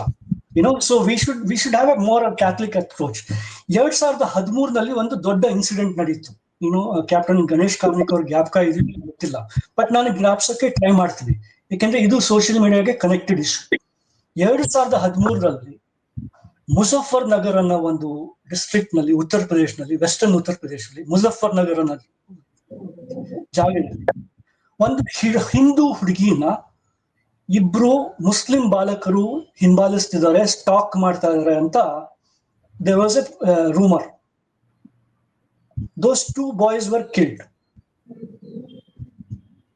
Then others were killed. ಇಬ್ರು ಒಂದು ಹಿಂದೂ ಹುಡುಗಿನ ಹಿಂಬಾಲಿಸ್ತಿದ್ರೆ ಇಬ್ರು ಮುಸ್ಲಿಂ ಹುಡುಗರನ್ನ ಕೊಂದ್ರು. ಆಮೇಲೆ ಇನ್ನೊಂದಿಷ್ಟು ಡೆತ್ಸ್ ನಡೀತು, ಮರ್ಡರ್ಸ್ ನಡೀತು. ಒಂದು ವೈರಲ್ ವಿಡಿಯೋ ಬಹಳ ಓಡಾಡಕ್ ಶುರು ಮಾಡ್ತು ಸೋಷಿಯಲ್ ಮೀಡಿಯಾದಲ್ಲಿ. ಅದು ಒಂದೇ ಒಂದು ಪಕ್ಷ ಉಪಯೋಗಿಸಿದ್ದು ಆ ವಿಡಿಯೋನ. ಯಾಕಂದ್ರೆ ಆ ಹಿಂದೂ ಹುಡುಗಿಯ ಅಣ್ಣ ತಮ್ಮದ್ರನ್ನು ಕೊಂದ್ರು ಆಮೇಲೆ. ಸೊ ಈ ಒಂದು ಸೋಷಿಯಲ್ ಮೀಡಿಯಾಲಿ ಒಂದು ಸಿಂಪಲ್ ವಿಡಿಯೋನ ಬಹಳ ಓಡಾಡಿಸಿ ಕೊನೆಗೆ 59 ಜನ ಸತ್ತು ಮುಜಫರ್ನಗರಲ್ಲಿ. ಯಾಕೆಂದ್ರೆ ಇದು ಈ ಮುಸ್ಲಿಮ್ರು ಈ ಹಿಂದೂ ಹುಡುಗಿನ ರಿಲೇಟಿವ್ಸ್ ನ ಕೊಲ್ತಾ ಇದ್ದಾರೆ ಅನ್ನೋ ಒಂದು ವಿಡಿಯೋ ಓಡಾಡ್ತಿನ ಒಂದು ರೂಮರ್ ಬಗ್ಗೆ 59 ಜನ ಸತ್ರು. ಸುಮಾರು 40,000 ಜನ ಅವರ ಮನೆಗಳಿಂದ ದೂರ ಓಡಬೇಕಾಗಿ ಬಂತು. ನಂತರ ಏನ್ ಗೊತ್ತಾಗತ್ತೆ ಗೊತ್ತೇ, ಈ ವಿಡಿಯೋ ಮುಜಫರ್ನಗರದ ಅಲ್ವೇ ಅಲ್ಲ, ಇದು ಅಫ್ಘಾನಿಸ್ತಾನಿನ ವಿಡಿಯೋ ಅಂತ.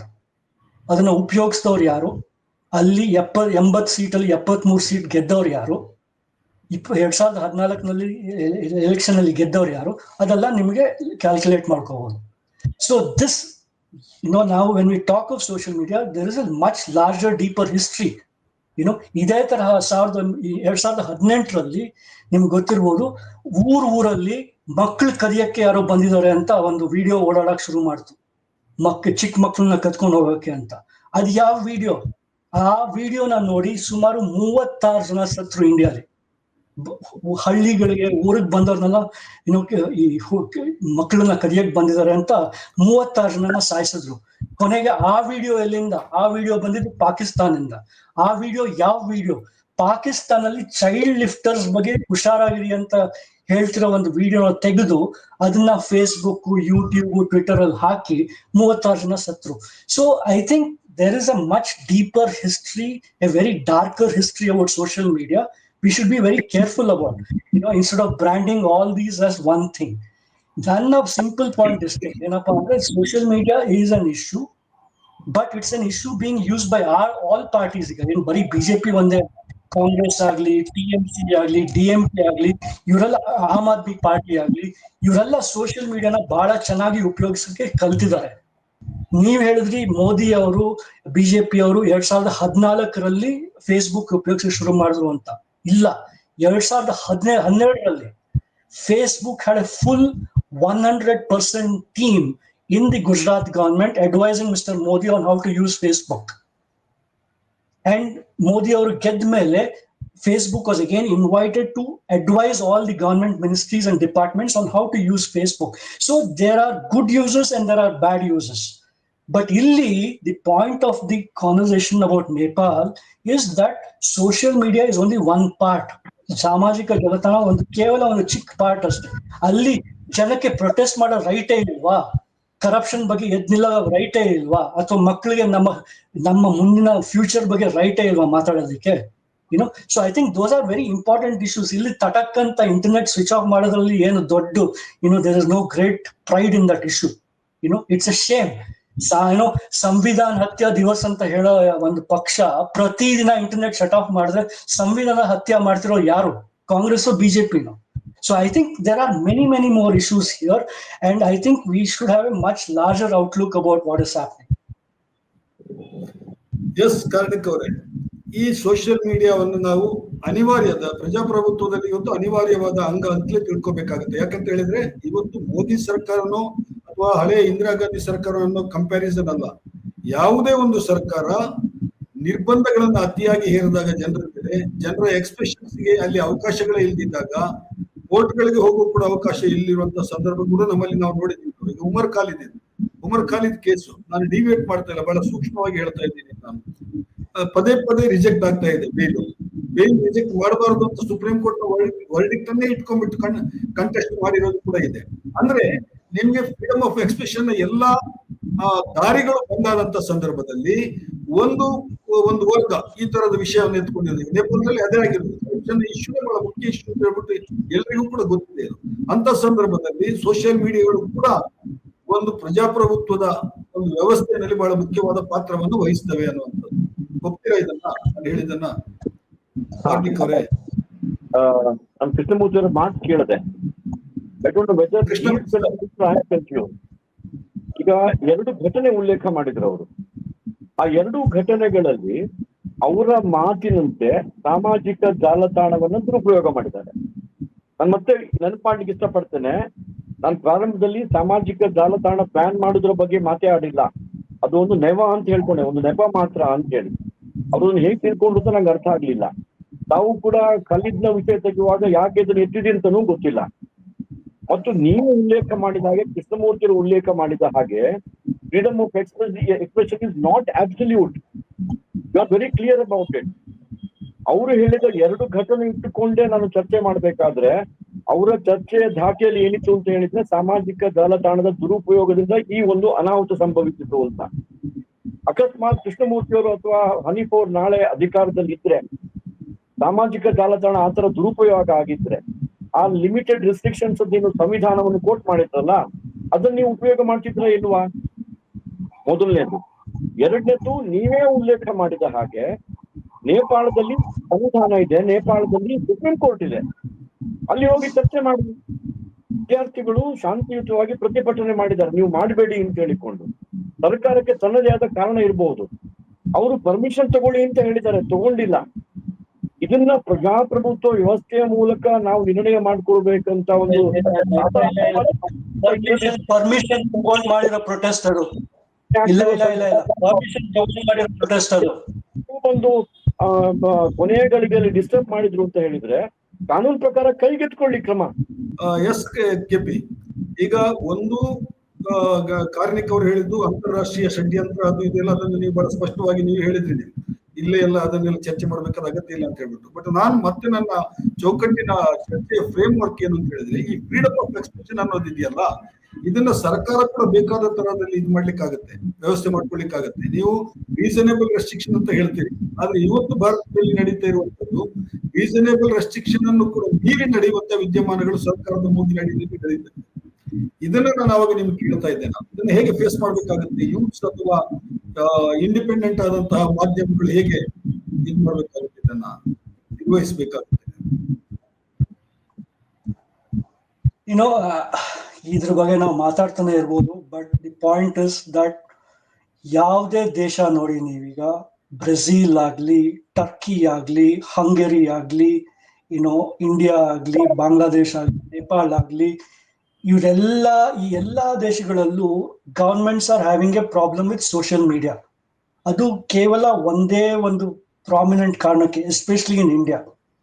ಏನು ಅಂದ್ರೆ, governments have been able to take control of mainstream media. ಪತ್ರಿಕೆಗಳಾಗ್ಲಿ, ಟಿವಿ ಚಾನೆಲ್ಗಳಾಗ್ಲಿ, ಅವ್ರನ್ನ ಹೇಗೋ ಹೀಗೋ ಹೆದರಿಸಿ ಬೆದರಿಸಿ ಅವ್ರನ್ನ ಕಂಟ್ರೋಲ್ ಅಲ್ಲಿ ಇಟ್ಕೊಳ್ಳೋಕೆ ಅವ್ರಿಗೆ ಆಗಿದೆ. That's why the media is in this state in this country.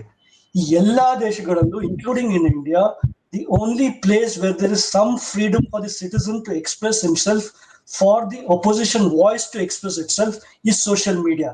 That's why you are seeing this opposition from political parties in all these countries. So I think the basic point is that social media freedom, there are all old issues, very very old issues. Freedom absolute or ilvo, America, there's a very famous test. First amendment in America is on freedom of expression. First amendment, ಪ್ರಥಮ amendment ಏನಿತ್ತು ಅಮೆರಿಕದ ಸಂವಿಧಾನಕ್ಕೆ, ಅದು freedom of expression ಬಗ್ಗೆ. ಅದರಲ್ಲಿ ಒಂದು example ಉಲ್ಲೇಖಿಸ್ತಾರೆ. ಏನಪ್ಪಾ ಅಂದ್ರೆ, ಫ್ರೀಡಮ್ ಆಫ್ ಎಕ್ಸ್ಪ್ರೆಷನ್ ಇದೆ ಅಂತ ನಾನು ಒಂದು ಥಿಯೇಟರ್ ಒಳಗಡೆ ಹೋಗಿ ಇಲ್ಲಿ ಬಾಂಬ್ ಇದೆ ಅಂತ ಕೂಗಬಹುದಾ ಅನ್ನೋ ಒಂದು ಕ್ವೆಶ್ಚನ್. ಅದಕ್ಕೆ ನನಗೆ ಸ್ವಾತಂತ್ರ್ಯ ಇದೆಯೋ ಇಲ್ವೋ ಅಂತ. Absolutely not. Because that results in a riotous situation. It can result in stampede. So these issues have been debated for 300 years, 400 years. All of us understand that there is some social, political, economic needs that have to be fulfilled. But the point here is, ನಮ್ಮ ದೇಶದಲ್ಲಿ, ಬೇರೆ ದೇಶಗಳಲ್ಲಿ main stream media ಚಾನೆಲ್ಗಳು, ಟಿವಿಗಳು, news ಪೇಪರ್ಗಳು, ಮ್ಯಾಗಝಿನ್ಗಳು, ಇವೆಲ್ಲ ಈಗ ಸರ್ಕಾರದ ಕೈಗೊಂಬೆಗಳಾಗಿವೆ. ಕೇವಲ ಈ ಯೂಟ್ಯೂಬ್, ಟ್ವಿಟರ್, ಫೇಸ್ಬುಕ್, ಅಲ್ಲಿ ಇಲ್ಲಿ ಒಂದಿಷ್ಟು ಮಾತಾಡಕ್ ಒಂದು ಸ್ವಾತಂತ್ರ್ಯ ಇದೆ. ಈ ತರ ನೇಪಾಳಲ್ಲಿ ಮಾತಾಡ್ತಿರೋ ಸ್ಟೂಡೆಂಟ್ಸ್ ನ ಅವರ ಗಂಟ್ಲು ಹಿಸ್ಕಾಕಕ್ಕೆ ಇದೊಂದು ರೀತಿ ಅಷ್ಟೇ. So this is the way governments are dealing with dissent, with opposition, with anger. ಶ್ರೀಲಂಕಾಲಿ ಟ್ರೈ ಮಾಡಿದ್ರು, ಅದಾಗ್ಲಿಲ್ಲ. ಮಹೀಂದ್ರ ರಾಜಪಕ್ಷ ದೇಶ ಬಿಟ್ಟು ಓಡಬೇಕಾಗಿ ಬಂತು. ಬಾಂಗ್ಲಾದೇಶ ಇದೇ ತರಹ ಟ್ರೈ ಮಾಡಿದ್ರು, ಅದನ್ನ ನಡೀಲಿಲ್ಲ. ಶೇಖ್ ಹಸೀನಾ ಅವರು ಪಾಪ ಭಾರತದ ಆಶ್ರಯ ಪಡಿಬೇಕಾಗಿ ಬಂತು. ಅಂಡ್ ಅದೇ ತರಹ ಈಗ ನೇಪಾಳ್ನಲ್ಲಿ ಅದನ್ನ ಹಿಸ್ಕಕ್ ಟ್ರೈ ಮಾಡಿದ್ದಾರೆ. ಈಗ so for it has not succeeded, ಯಾಕೆಂದ್ರೆ ಅಲ್ಲಿಯ ಸರ್ಕಾರ ನಾವು ವಾಪಸ್ ತಗೊಳ್ತೀವಿ ಅಂತ ಹೇಳಿದ್ದಾರೆ. But does the Nepal government have the right to reign in social media platforms? I don't know. I'm not very sure. ಯಾಕೆಂದ್ರೆ ಈ ಸೋಷಿಯಲ್ ಮೀಡಿಯಾ ಪ್ಲಾಟ್ಫಾರ್ಮ್ಸ್ ಇವೆಲ್ಲ ಬೇರೆ ದೇಶದ್ದು, ಇದೆಲ್ಲ ಅಮೆರಿಕಾದು ಸಿಲಿಕಾನ್ ವ್ಯಾಲಿಯ ಪ್ರಾಡಕ್ಟ್ಗಳು. ಇವರೆಲ್ಲ ಬೇರೆ ಬೇರೆ ದೇಶದಲ್ಲಿ ಬೇರೆ ಬೇರೆ ತರ ನಡ್ಕೋತಾ ಇದಾರೆ. ಆಸ್ಟ್ರೇಲಿಯಾಲ್ ಒಂಥರ ನಡ್ಕೋತಾರೆ, ಇಂಡಿಯಾಲ್ ಒಂಥರ ನಡ್ಕೋತಾರೆ, ಅಮೆರಿಕಾಲ್ ಒಂಥರ ನಡ್ಕೋತಾರೆ, ಅಂಡ್ ಒಂದು ಪುಟ್ಟ ದೇಶ ನೇಪಾಳಲ್ಲಿ ಇನ್ನೊಂಥರ ನಡ್ಕೋತಾರೆ. ಇಲ್ಲಿ ಏನು ಅಪೋಸಿಷನ್ ಇಲ್ಲದೆ ಅವರು ಒಪ್ಕೊಂಡ್ರು. ಅಲ್ಲಿ ಯಾಕೆ ಒಪ್ಕೊಂಡಿಲ್ಲ ಅಂದ್ರೆ ನಿಮ್ಗೆ ಅರ್ಥ ಆಗುತ್ತೆ, ಯಾಕಂದ್ರೆ ಅದೊಂದು ಚಿಕ್ಕ ದೇಶ, ನಾವ್ ಇಷ್ಟ ಬಂದಿದ್ ಮಾಡಬಹುದು ಅಂತ. So I think this is a much more complicated issue than just levelling conspiracy theories ಅಂತ ನನ್ನ ಅನ್ಸುತ್ತೆ. ಕೊನೆಯದಾಗಿ ಏನಾದ್ರು ಹೇಳಿಕ್ ಬಯಸ್ತೀರಾ ಕಾರ್ಮಿಕ್ ಅವರೇ? ನಾನು ಕನ್ಕ್ಲೂಷನ್ ಕೊಡ್ಲಿಕ್ಕೆ ಬಯಸ್ತೀನಿ ನಿಮ್ಮಿಬ್ಬರ ಚರ್ಚೆಯನ್ನು ಉದ್ದೇಶಿಸಿ. I slightly differ from what is there. 300 ವರ್ಷಗಳಿಂದ ಫ್ರೀಡಮ್ ಆಫ್ ಎಕ್ಸ್ಪ್ರೆಷನ್ ಬಗ್ಗೆ ಚರ್ಚೆಗಳಾಗ್ತಾ ಇದೆ ಹೇಳುವ ಒಂದು ಕಾರಣಕ್ಕಾಗಿ ಚರ್ಚೆ ಮಾಡಬಾರ್ದು ಹೇಳಿದ್ರೆ ತಪ್ಪದು. That itself is the restriction on freedom of expression, number 1. Number 2, limited restrictions ಹೇಳಿದ್ರೆ ಏನು? Have you ever defined it? So if you have any doubt, go to court. ಹೋಗಿದ್ದೀರಾ ಕೋರ್ಟ್ಗೆ? ಹೋಗಿಲ್ಲ. ನಮ್ಮ ದೇಶದಲ್ಲಿಯೂ ಕೂಡ ಈ ಫ್ರೀಡಮ್ ಆಫ್ ಎಕ್ಸ್ಪ್ರೆಷನ್ ಯಾವಾಗ ಹೇಳಿದಲ್ಲ ಕರ್ಫ್ಯೂ ಸಿಕ್ಕಿದ್ರು ಅಂತೇಳಿ, ಆದಾಗ ನೀವು ಪತ್ರಿಕೆ ಮಾಧ್ಯಮದಿಂದ ಬಂದವರು, ನಿಮ್ಮ ಪತ್ರಿಕೆ ಯಾವ್ದು ಗೊತ್ತಿದೆ. ನಮ್ಮ ದಕ್ಷಿಣ ಕನ್ನಡ ಜಿಲ್ಲೆ ಒಂದು ಪತ್ರಿಕೆ ಒಂದು ಬ್ಲಾಕ್ ಎಡಿಟೋರಿಯಲ್ ಹಾಕ್ಬಿಟ್ಟಿತ್ತು. ಇದು ಆಗಿದೆ, ಇಲ್ಲ ಅಂತ ಹೇಳುದಿಲ್ಲ ನಾನು. ಮತ್ತು ನಮ್ಮ ದೇಶದಲ್ಲಿ ಇದ್ದಷ್ಟು ಫ್ರೀಡಮ್, ಉದಾಹರಣೆಗೆ ನಾವು ಚರ್ಚೆ ಮಾಡ್ತಾ ಇದ್ದೀವಿ ಓಪನ್ ಆಗಿ ಕೂತ್ಕೊಂಡು, ಇದನ್ನೇ ನೀವು ರಿಸ್ಟ್ರಿಕ್ಟೆಡ್ ಅಂತ ಹೇಳಿಬಿಟ್ರೆ ತುಂಬಾ ಸಮಸ್ಯೆ ಆದಿತ್ತು. ನಮ್ಮ ದೇಶದಲ್ಲಿ ಆ ರೀತಿ ಯಾವ ಸಮಸ್ಯೆಯೂ ಇಲ್ಲ. ನಿಮ್ಮೇ ನೋಡಿದ ಹಾಗೆ ಯಾವುದು ರೈತರ Please don't live under that illusion. Please don't live under that illusion. ನೀವು ಈ ಡಿಸ್ಕಷನ್ ಅನ್ನ ನೀವು ಚಾನೆಲ್ಗಳಲ್ಲಿ ಕೇಳಕ್ಕಾಗಲ್ಲ. Not decent.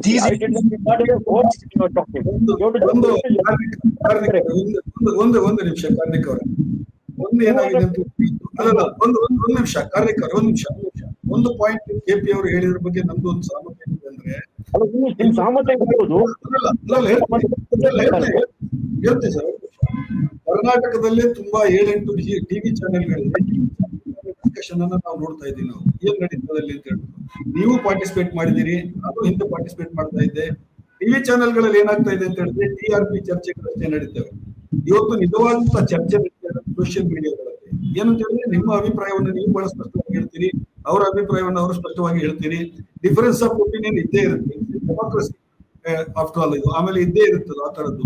ನೀವು ರೈಟಿಸ್ಟ್ ಇರ್ಬೋದು, ಇವರು ಲೆಫ್ಟಿಸ್ಟ್ ಇರ್ಬೋದು, ನಾನು ಸೆಂಟ್ರಿಸ್ಟ್ ಇರ್ಬೋದು, ಅದೆಲ್ಲ ಇದ್ದೇ ಇರ್ತದೆ. ಆದ್ರೆ ಟಿವಿನಲ್ಲಿ ನಡೆಯುವಂತ ಇವತ್ತು ಮೇನ್ ಸ್ಟ್ರೀಮ್ ನಡೆಯುವಂತ ಚರ್ಚೆಗಳು ಬರೇ ಕೂಗಾಡೋದು, ಜಗಳ ಮಾಡೋದು, ಬೈಕ್ ಕೊಡೋದು, ಇದಿಷ್ಟಲ್ಲಿ ಮುಖ್ಯವಂತದನ್ನು ನಾವು ಪದೇ ಪದೇ ಬರ್ತಾ ಇದ್ದೀವಿ. ನಾವು ಆ ದೃಷ್ಟಿನಲ್ಲಿ ನಮಗೆ ಇವತ್ತು ಸೋಷಿಯಲ್ ಮೀಡಿಯಾದ ಇಂಪಾರ್ಟೆನ್ಸ್ ನಮ್ಗೆ ಬಹಳ ಮುಖ್ಯವಾಗಿ ಕಾಣಿಸ್ತಾ ಇದೆ. ಒಂದನೇದು, ಮೇನ್ ಸ್ಟ್ರೀಮ್ ಮೀಡಿಯಾವನ್ನು ನಡೆಸೋದಕ್ಕೆ ಇವತ್ತು ಒಂದು ಟಿವಿ ಚಾನೆಲ್ ಅನ್ನ ನಡೆಸೋದಕ್ಕೆ ಒಂದು ತಿಂಗಳಿಗೆ 1 ಕೋಟಿ ರೂಪಾಯಿ ಬೇಕು. ಅದನ್ನ ಇವತ್ತು ಜನಸಾಮಾನ್ಯರಲ್ಲಿ ತೂಗಿಸ್ಲಿಕ್ಕೆ ಆಗೋದಿಲ್ಲ. ಇದು ದೊಡ್ಡ ದೊಡ್ಡ ಶಕ್ತಿಗಳ ಕೈಗಳಿಗೆ ಹೋಗಿ ಆಗಿದೆ. ಇವತ್ತಿಗೆ ಭಾರತದಲ್ಲಿ ಕೂಡ ಇವತ್ತು ಮೇನ್ ಸ್ಟ್ರೀಮ್ ಮೀಡಿಯಾಗಳನ್ನ ಬಹಳ ದೊಡ್ಡ 3 ಕ್ಯಾಪಿಟಲಿಸ್ಟಿಕ್ ಇಂಡಸ್ಟ್ರಿ ಗ್ರೂಪ್ಗಳು ನಡೆಸ್ತೇವೆ ಅನ್ನೋದು ಗೊತ್ತಿದೆ, ಯಾರು ಏನಂತ ಬೇಡ. ಆದ್ರೆ ಈ ಸೋಷಿಯಲ್ ಮೀಡಿಯಾಗಳು ಇವತ್ತು ಪಾಲಿಸಿಯೂ ಕೂಡ ಪಾಲಿಸಿದೆಯೂ ಕೂಡ ಬೇರೆ ಬೇರೆ ತರದಲ್ಲಿ ಸಮಾಜದಲ್ಲಿ ಡೆಮೋಕ್ರಸಿಯನ್ನು ಒತ್ತಿ ಹಿಡಿಯೋದಕ್ಕೆ ಮತ್ತು ಧ್ವನಿ ಇಲ್ಲದವನಿಗೆ ಧ್ವನಿ ಕೊಡೋದಕ್ಕೆ ಸೋಷಿಯಲ್ ಮೀಡಿಯಾ ಬಹಳ ದೊಡ್ಡ ಪ್ರಭಾವವನ್ನು ವಹಿಸಿದೆ. ಆಮೇಲೆ ನೀವು ಹೇಳಿದ್ರೆ ಸುಟೇಬಲ್ ರೆಸ್ಟ್ರಿಕ್ಷನ್ ಅಂತ, ಅದನ್ನ ಇಂದಿರಾ ಗಾಂಧಿ ಪಾರ್ಟಿ ಅವರು ಕೂಡ ಹೇಳ್ತಾರೆ. 75ರಲ್ಲಿ ನಾವು ಸುಟೇಬಲ್ ರೆಸ್ಟ್ರಿಕ್ಷನ್ ಮೇಲೆ ಹೋಗಿರೋದು ನಾವು. ಆರ್ಗ್ಯುಮೆಂಟ್ ಪಾಯಿಂಟ್ ಆಫ್ ಬಹಳ ಒಳ್ಳೆಯ ಡಿಸ್ಕಷನ್. ನನ್ನ ಉದ್ದೇಶ ಏನಂತ ಹೇಳಿದ್ರೆ, ಈ ಚರ್ಚೆ ಇಲ್ಲಿಂದ ಮುಂದಕ್ಕೆ ಹೋಗ್ಲಿ ಅಂತ ಬೇರೆ ಬೇರೆ ಪ್ಲಾಟ್ಫಾರ್ಮ್ ಗಳಲ್ಲಿ ಈ ಚರ್ಚೆ ಮುಂದುವರಿಬೇಕಾಗುತ್ತೆ. ಎನಿಹೋ ನೇಪಾಳದಲ್ಲಿ ನಡೆದಿರುವಂತಹ ಈ ಘಟನೆ ಹಿನ್ನೆಲೆಯಲ್ಲಿ ಭಾರತ ಸರ್ಕಾರ ಕೂಡ ಅಥವಾ ಭಾರತದ ಯಾವುದೇ ರಾಜ್ಯ ಸರ್ಕಾರ ಕೂಡ ಯಾವ ಪಕ್ಷಕ್ಕಾದ್ರೂ ಸೇರಿಬಹುದು, ರೀಜನಲ್ ಪಾರ್ಟಿಗಾದ್ರೂ ಸೇರಿಬಹುದು ಅಥವಾ ನ್ಯಾಷನಲ್ ಪಾರ್ಟಿಗಾದ್ರೂ ಸೇರಿಬಹುದು, ಆ ಎಲ್ಲ ಸರ್ಕಾರಗಳು ಕೂಡ ಗಮನಿಸಬೇಕಾದಂತ ಒಂದು ಸೂಚನೆ ಏನಿದೆ ಅಂತ ಹೇಳಿದ್ರೆ, ನೀವು ಕರಪ್ಷನ್ ಗೆ ಸಂಬಂಧಿಸಿ ಎಚ್ಚರ ವಹಿಸಿ. ಆಮೇಲೆ ಫ್ರೀಡಮ್ ಆಫ್ ಎಕ್ಸ್ಪ್ರೆಷನ್ ನ ಹೆಸರಿನಲ್ಲಿ ನೀವು ರೆಸ್ಟ್ರಿಕ್ಷನ್ ಅನ್ನು ಟೈಟ್ ಮಾಡ್ಕೊಂಡು ರೆಸ್ಟ್ರಿಕ್ಷನ್ ಮಾಡುವಾಗ ಕೂಡ ಬಹಳ ಕೇರ್ಫುಲ್ ಆಗಿ ಜನರ ಅಭಿಪ್ರಾಯಗಳೇನಿದೆ, ಜನರ ಆಶೋತ್ತರಗಳೇನಿದೆ, ಅಂತಿಮವಾಗಿ ಪ್ರಜಾಪ್ರಭುತ್ವದ ಉದ್ದೇಶ ಏನಂದ್ರೆ ಜನರ ಆಶೋತ್ತರಗಳು ಸರ್ಕಾರದ ಮೂಲಕ ಈಡೇರಬೇಕು ಅನ್ನುವಂಥದ್ದು. ಅದರ ಬಗ್ಗೆ ಎಚ್ಚರ ವಹಿಸಿರುವಂತಹ ಒಂದು ಸೂಚನೆ ಅಂತ ನಮಗೆ ಕಂಡು ಬರ್ತಾ ಇದೆ ಅಂತ ನನಗೆ ಅನಿಸ್ತಾ ಇದೆ. ಏನಿಗೂ ಬಹಳ ಒಳ್ಳೆಯ ಚರ್ಚೆಯನ್ನು ನಾವು ಮಾಡ್ತೀವಿ. ಚರ್ಚೆಯನ್ನು ನಾವು ಇಲ್ಲಿ ಎದ್ದ ತಕ್ಷಣಕ್ಕೆ ನಾನು ಇಲ್ಲಿ ಇದನ್ನು ಪರಿಗಣಿಸ್ತೀನಿ ಅಂತ ಹೇಳಿದ್ರೆ ಟೈಮ್ ಫ್ರೇಮ್ ಇದೆ ನನಗೆ. ಈ ಚರ್ಚೆಯನ್ನು ನಾವು ಮತ್ತೆ ಮುಂದೆ ಹೇಳ್ತಾ ಇವತ್ತಿನ ಚರ್ಚೆಯಲ್ಲಿ ಭಾಗವಹಿಸಿದ ಕೃಷ್ಣ ಪ್ರಸಾದ್ ಮತ್ತು ಗಣೇಶ್ ಕಾರ್ಣಿಕ್ ಅವರಿಗೂ ಕೂಡ ಬಹಳ ಅರ್ಥಪೂರ್ಣ ಚರ್ಚೆ ಆಗಿದೆ. ಇವರನ್ನ ಧನ್ಯವಾದಗಳನ್ನು ಅರ್ಪಿಸ್ತೇನೆ. ನಮಸ್ಕಾರ.